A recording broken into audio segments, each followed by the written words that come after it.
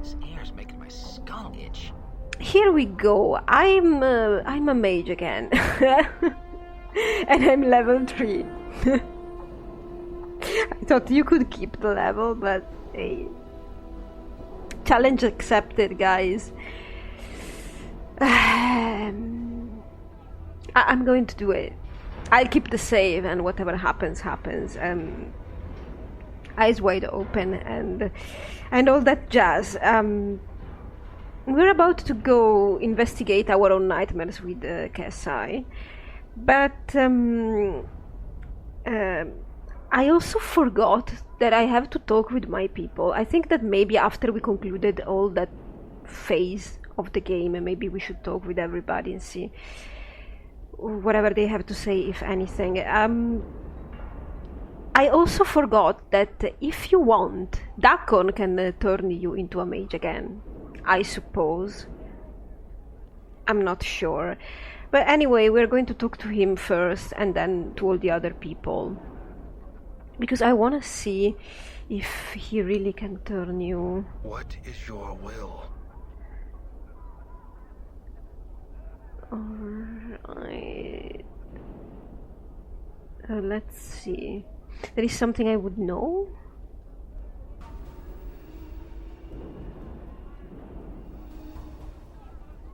About your teachings? Ooh, there's also this. Dakon, Ravel called you a slave. What did she mean? Oh, he probably cannot train me anymore. Like, there is no option because I am already a mage, so he can't train me. But there should be a fighter. He could train me to be a fighter as well. Can I talk to you about your teachings? Dakon waits.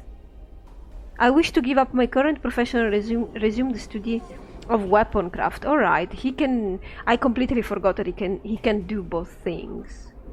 Can you teach me anything of the art? Anything more? Know that the way of the people is not the same as the art you have come to know. It is not the energy that gives strength, it is knowing the self that gives strength. The teachings of Zertimon speak of such things. Why not? Can I even? Would you teach me the way of Zertimon, Dakon? Do you know what you have asked? The texture of Dakon's blade flows until it becomes a stone. To walk the path of Zertimon, you must know of the people. The knowing of such things by one not of the people is a difficult matter. There are those not of the people who have heard the way of Zertimon, but they do not know the way. Let's know. Dakon, I want to know of the people and know Zertimon's teachings. I believe there is wisdom to be learned in such things. Well, yes, also if I get some new powers, or if I get leveling, since I'm level 3. Everybody is more or less level 12, 11, 10. There's some difference between each other, and I was, I think, level 12 as well, or 11, I don't remember. But now we are level 3, so yeah. Let's get going. Updated my journal. Know that I have heard your words and I shall test them. To learn you must know the people. To know the people you must know the unbroken circle of Zertimon. Dakon holds up the stone disc in his possession and his spider-like fingers hook into its sides. There is a click and the plates of the circle slide into a new configuration. He reverses the motion, sealing the stone. No, the first circle of Zertimon is open to you. Study it, then I will hear your words. Now? Now I'm doing it now. Very well, I will examine it and speak with you again. Okay. He's talking about that thing he has. I have not read Falls from Grace Diary. This is going to be long if I have to. I think it's that time in the game in which we have to know each other. Definitely, I need to ask Grace about the journal, but this. I cannot part with that. No, it's fine. All right, use it. This small round stone is the unbroken circle of Zertimon. It is made up of a series of interlocking circles that fold out from one another. The complexity of the plates and the intricacy of their links prove the text was constructed by a master artisan. Let's do this. You mirror the motions that Takon made upon the circle, and the plates give way at your touch, the rings sliding into a new configuration. Upon the rings are a series of symbols. The script is like no writing you have ever seen. It is a series of interlocking geometries, with circles predominating. Okay? Just looking at it, you know the symbols and know you can read them. Wow.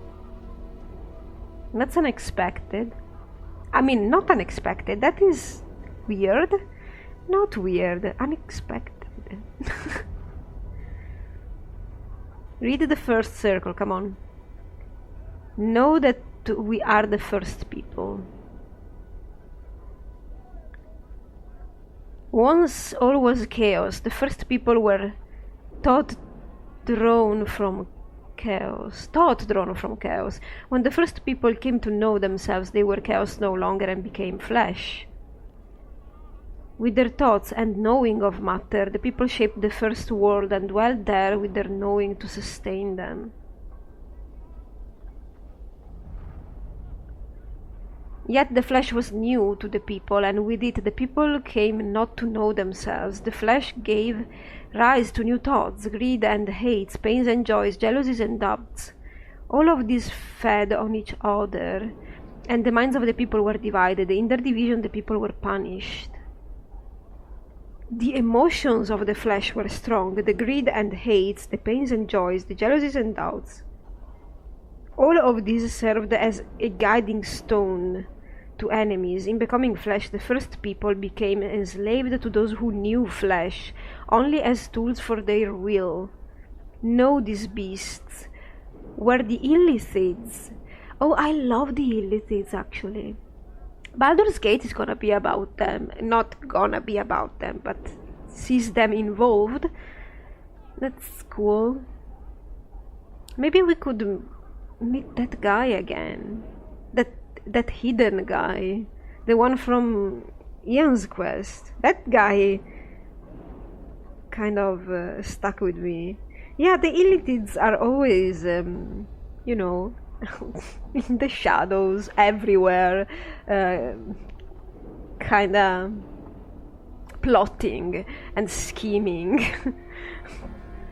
They're fun. I mean, they're fun. I can see the many things you could do with such a faction. Became enslaved to those who knew flesh, only as tools for their will. Okay.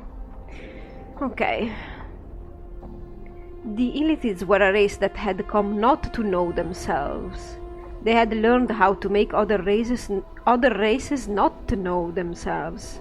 Really? They were the tentacled ones. They lived in flesh and saw flesh as tools for their will. Their blood was as water, and they shaped minds with their thoughts. When the Illithids came upon the people were a people no more. The people became slaves. Alright, we get it. The Illithids took the people from the first world and brought them to the false worlds. As the people labored upon the false worlds, the Illithids taught them the way of the flesh. Through them, the people came to know loss. They came to know suffering. They came to know death, both of the body and the mind. So they didn't die before? If they became flesh before the Illithids, then they did die eventually. I don't know. Maybe they could will themselves in immortality. They came to know what it is to be the herd of another and have their flesh consumed. They came to know the horror of being made to feel joy in such things. Wow, that's profound and, well, contemporary? Like actual? Sadly. We are finishing reading, alright. The unbroken circle is the knowing of how the people lost themselves. and how they came to know themselves again. Well, it ends on a positive note. I think I'm done. Can I talk to you about What other is your things? will?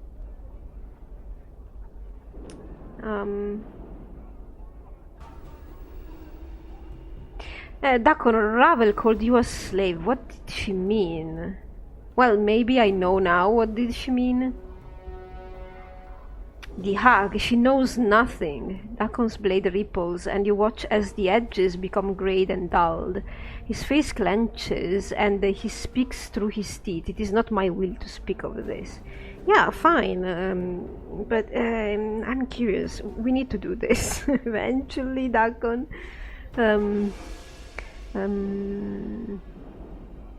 I want to hear you speak of it. In fact, Ravel said a number of things in that conversation which interested me. You're traveling with me, mate. It's now or never. We need to be open to each other. Otherwise, somebody might die. Maybe we are all going to die anyway.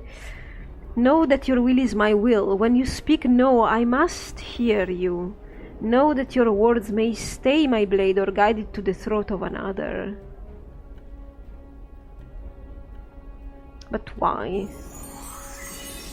Dakon seems to look through you as if meeting your gaze is unbearable. Your path is my path. I am chained to you. You're my slave? Well, I kinda thought...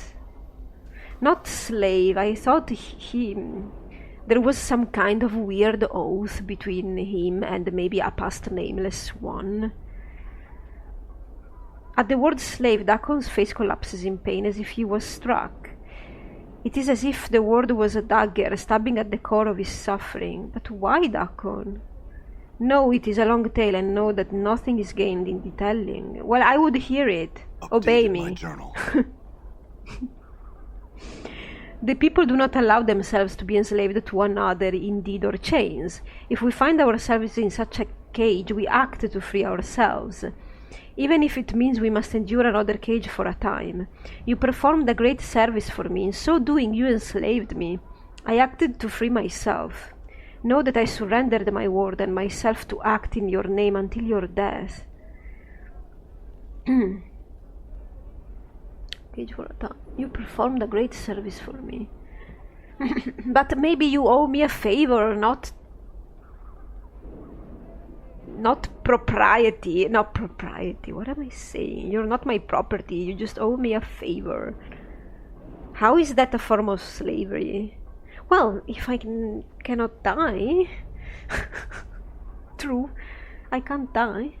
That was not known to this one. I surrendered my word to him. I surrender myself. Know that there is now nothing left that I may surrender except my life. Know that I follow you only so I might die.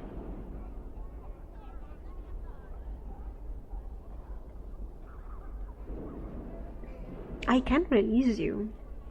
But would this actually send the Dakon away?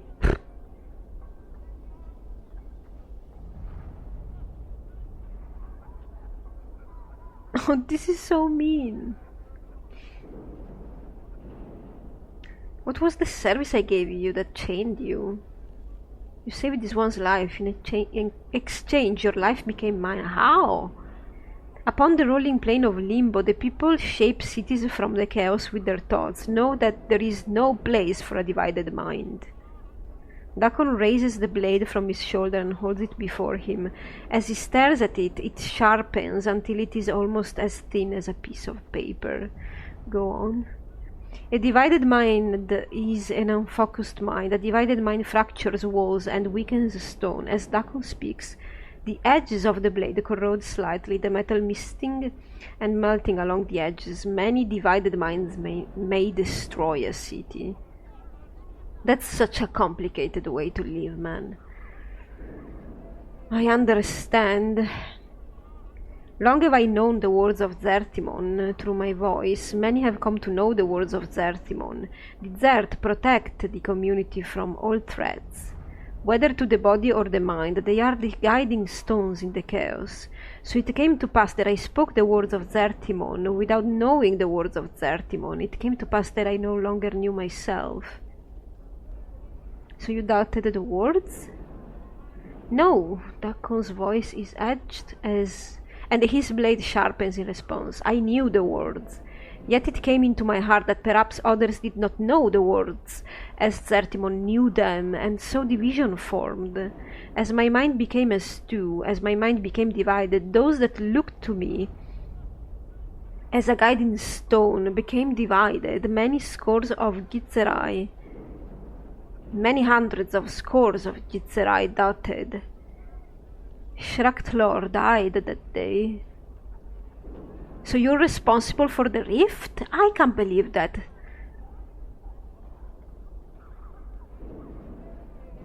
So those that followed you came to doubt the words as well, and the city was weakened.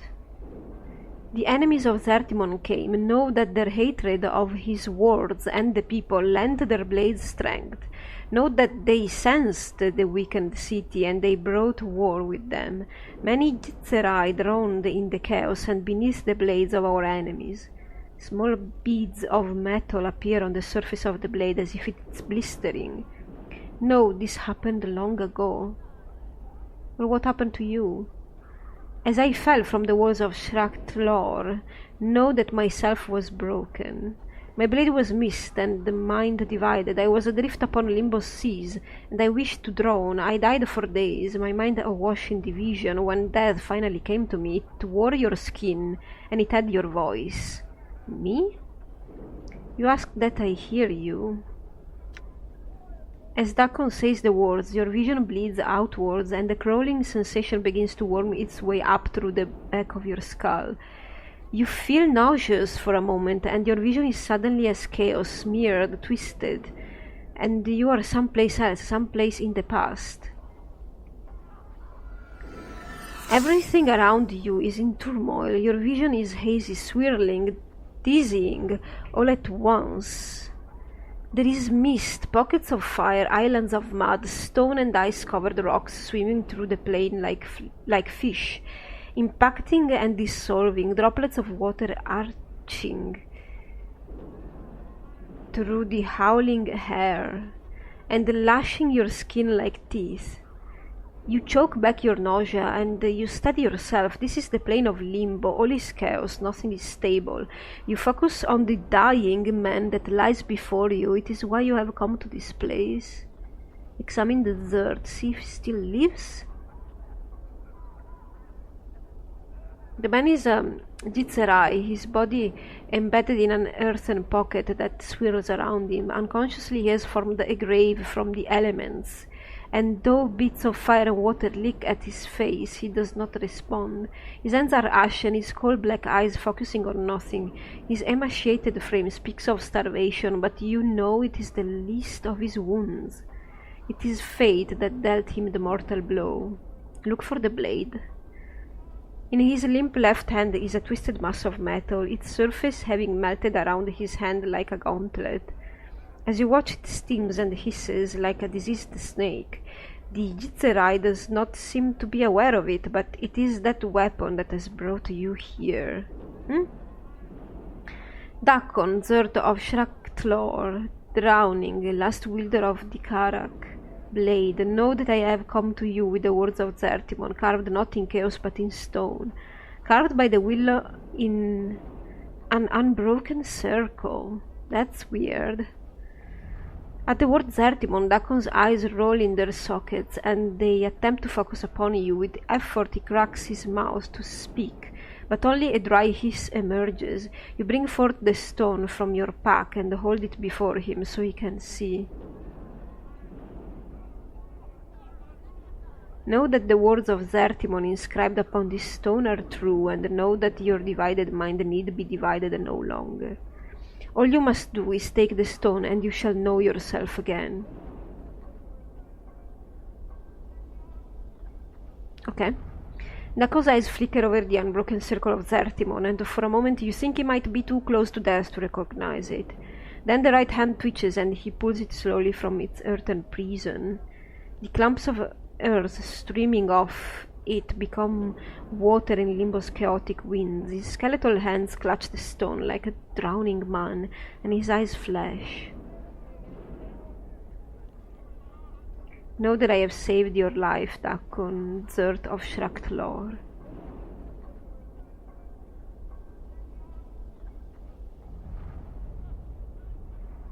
Updated my journal. Okay, Dakon's eyes turn from the stone and flicker over you, and he hisses again, too dry for a moment to master the words. He blinks slowly, then speaks, his voice barely above a whisper, but the words are what you wanted to hear. My life is yours until yours is no more. Dakon is silent. I heard your words, the chaos in my mind became still, I knew myself again. So you got the circle from me? Updated my journal. Yes, in knowing its words I knew myself. What if I forged it or something?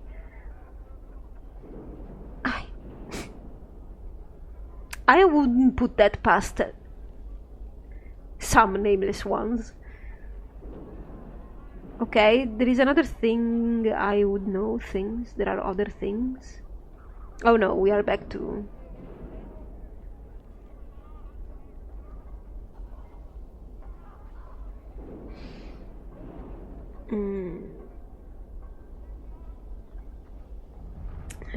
I gave you the circle of 31? Okay. Tell me about that other mid-incarnation you knew. What was he like? Dakon's gaze travels through you and he falls silent.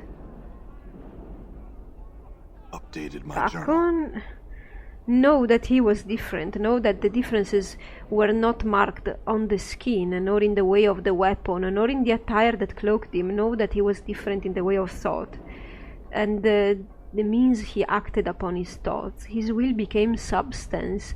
Know that he saw others and did not see them. He knew only how they could serve him.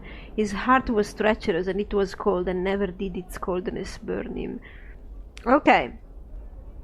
But what if you are, even in this game, in this life, what if you roleplay as an evil nameless one? How does this exchange evil, I mean, or pragmatic, or utilitarian, you know, or selfish nameless one, whichever alignment, not necessarily evil. How does this conversation play? I wonder. Does it change? I don't think so.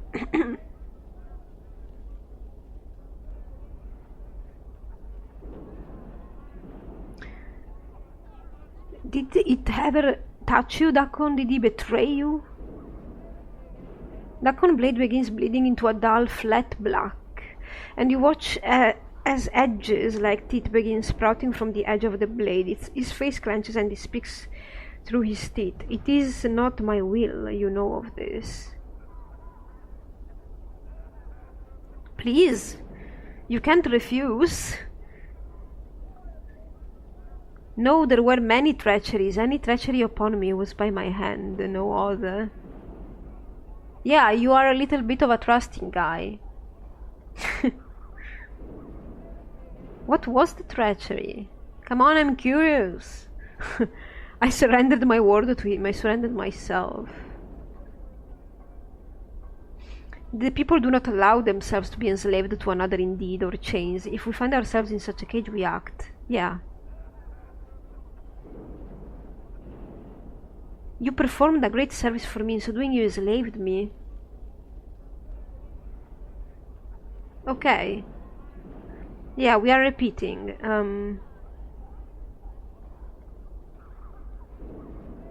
I think...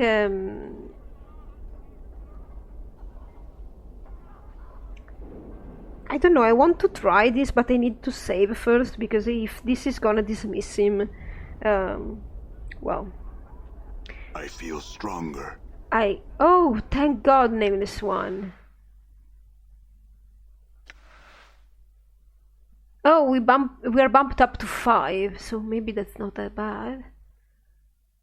Maybe there is a way to re-level up much faster. Okay. Yeah, I have some tattoos that actually increase intelligence and I don't think charisma.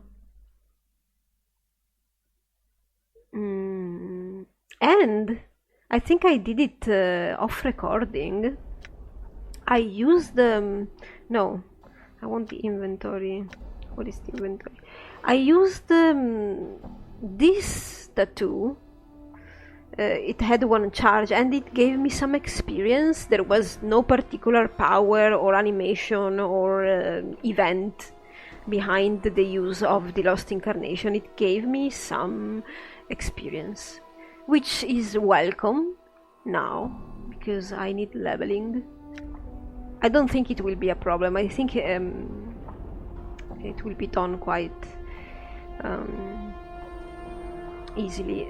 So let's talk to somebody else. I'm interested in Grace.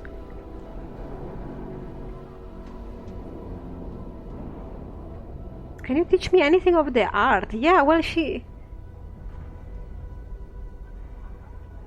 doesn't have anything about Ravel. Do you ever... No. Alright. What about the art, Grace? Fall from Grace shakes her head slightly. No, I do not believe so. The art and the disciplines I practice are different. Yeah? True. How do you mean? My powers as you see them stem from my fate, not from my manipulating energies as the art does. The art is a mechanism by which the power of the multiverse may be harnessed. Through gestures, rituals and devices, my powers come to me through a different means. My faith and the nature of my belief allows some of the multiverse to reveal itself to me. But can the Nameless One be a healer or a cleric or whatever? No.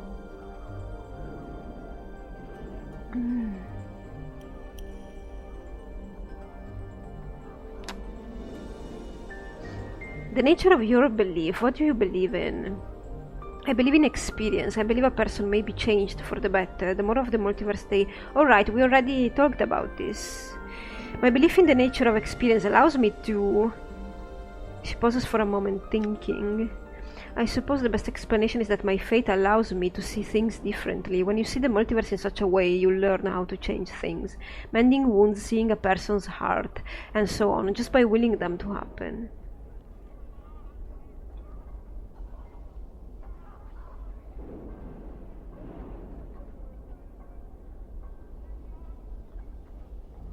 Can you teach me to see things the way you do?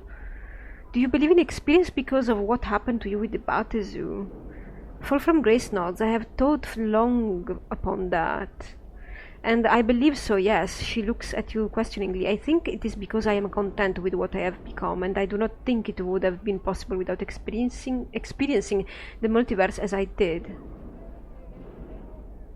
Yeah, this is so relevant. Imagine somebody that had the complete experience. Instead of having an experience towards the positive, you have somebody that has an experience towards the negative.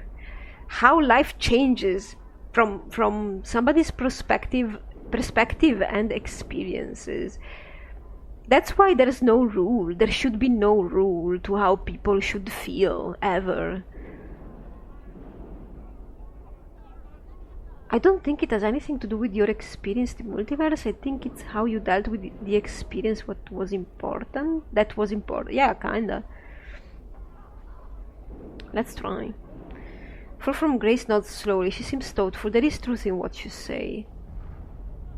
I think there would have been many others who, when subjected to the experience you were, would have crumbled. Yeah, you learned from it and you became stronger. If it shows great strength of will and character. Flattering lie.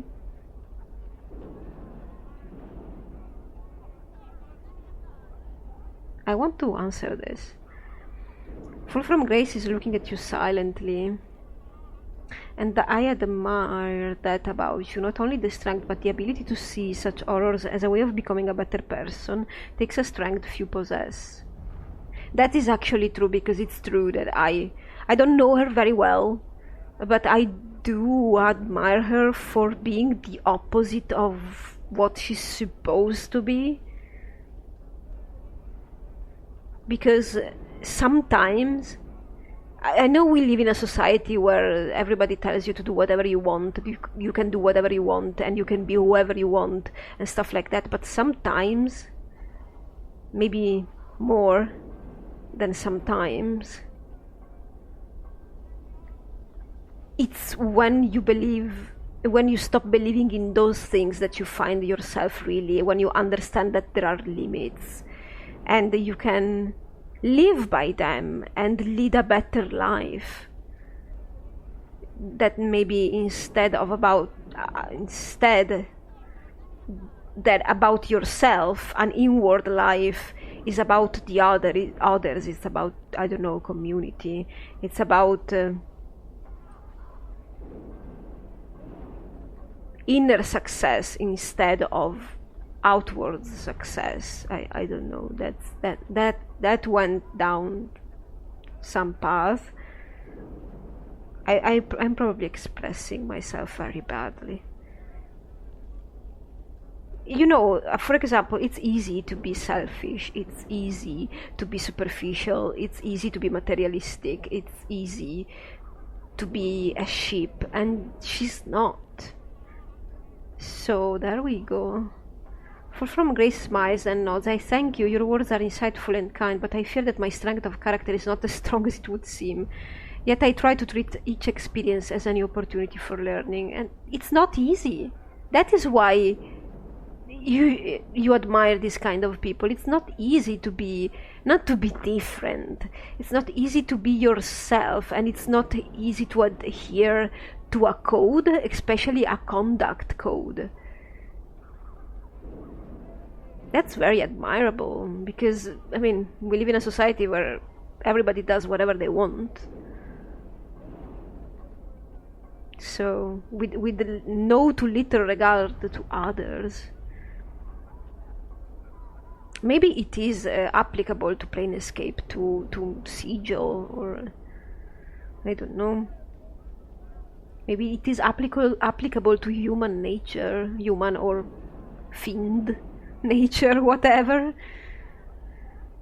Okay, so, well, we are done with that. Wait, I want to ask her some more about the art.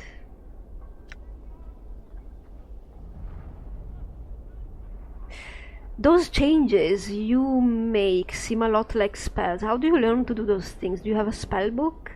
No, my spells, as you call them, they come to me after I have rested and centered myself. Okay, is that tutorial? When I sleep and awaken, I can focus myself once more. The amount of faith required to change the multiverse around me can be quite taxing on the psyche. I'm afraid just being able to see how to change things is not enough. You must have the strength to make the change happen and last. Okay, that's interesting. I think we're done.